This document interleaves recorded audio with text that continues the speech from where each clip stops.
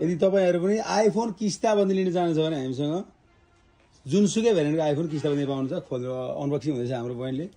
IPhone 13 लिँदै हुन्छ। यस्तो राम्रो कलर छ आइफोन 13 को। हामी के दिन्छौँ भने मोबाइल दिन्छौँ, चार्जर दिन्छौँ, कभर पनि दिन्छौँ। कभर र ग्लास पनि तल लगिदेऊ। र तपाई पनि आइफोन एकदम खुसी हुन्छ नि हैन? हजुर एकदम खुसी छु। ल उहाँ पनि खुसी हुन्छ। आइफोन चलाएपछि को खुसी हुँदैन? म त खुसी छु भने पनि खुसी भइहाल्नुहुन्छ।